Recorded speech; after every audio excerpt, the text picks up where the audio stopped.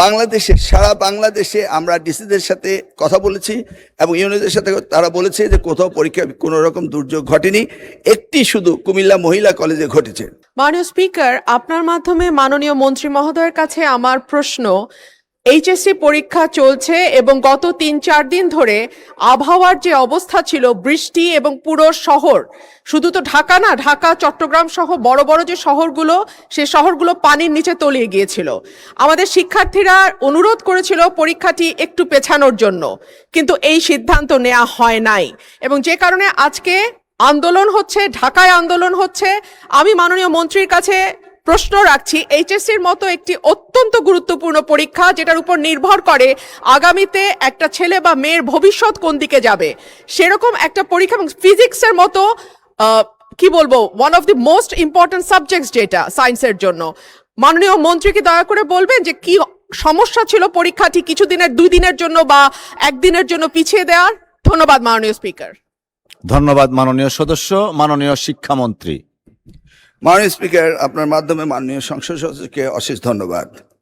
পরীক্ষা আমরা নিয়ে থাকি সারা বাংলাদেশে। এসএসসি পরীক্ষায় প্রায় 2700 সেন্টার রয়েছে এবং 64টি জেলায় এই 2700 সেন্টার একত্রে পরীক্ষা শুরু হয়। ইতিমধ্যে আপনারা শুনেছেন যে চট্টগ্রামে যখন এই ফ্লাড হলো তখন আমরা একে একে প্রথম রাঙ্গামাটি, বান্দরবন, পরে আমরা খাগড়াছড়ি এবং এরপরে আমরা চট্টগ্রাম পুরা বোর্ডের পরীক্ষা আমরা বন্ধ করে দিয়েছি। আমরা লক্ষ্য করেছিলাম বৃষ্টি হচ্ছিল এবং আমরা মনিটরিং করছিলাম। সেই সাথে মনিটরিংয়ের সময় আমরা 64টি জেলার এসপি এবং 8টি বিভাগীয় কমিশনার এবং প্রত্যেকটি বোর্ডের চেয়ারম্যান, ইওনো সকলের সাথে আমরা কথা বলেছি এবং ওয়েদারম্যান আমরা ব্রডকাস্টিংয়ের জন্য তাদের সাথেও কথা বলেছি।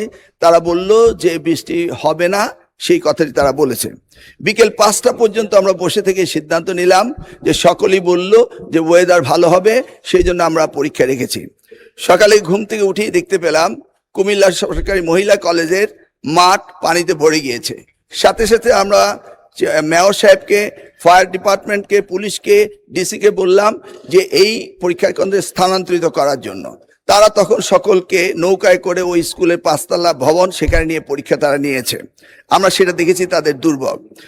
তাছাড়া বাংলাদেশে সারা বাংলাদেশে আমরা ডিসিদের সাথে কথা বলেছি এবং ইউনিয়নের সাথে তারা বলেছে যে কোথাও পরীক্ষা কোনো রকম দুর্যোগ ঘটেনি, একটি শুধু কুমিল্লা মহিলা কলেজে ঘটেছে এবং সেই সাথে ফিজিক্সের প্রশ্ন 6 এবং 7 এই 2টি প্রশ্ন ভুল হয়েছে। মাননীয় স্পিকার, আমরা দায়িত্ব পেয়েছি মাত্র 4 মাস।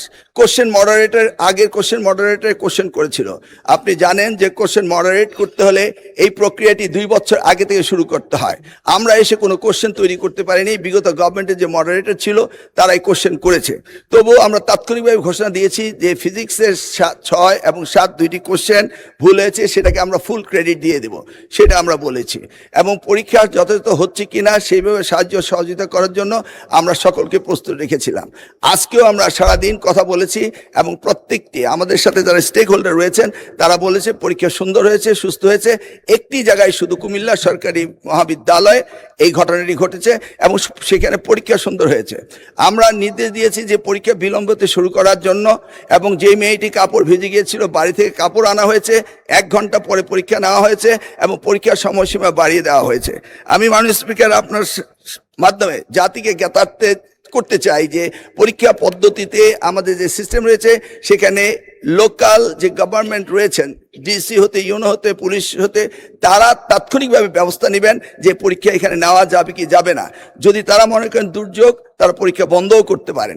আমরা বারবার কথা বলেছেন না স্যার, আমরা ঠিক মতোই নিচ্ছি এবং আপনারা দেখতে পেয়েছেন যে বৃষ্টির পানি কোথায় কোথায় ছিল সেগুলো আমরা সকলেই লক্ষ্য করেছি। কোমলমতি সন্তানদের জন্য আমাদেরও মায়া রয়েছে মাননীয় স্পিকার, সেই জন্য আমরা সবসময় মনিটরিং করি।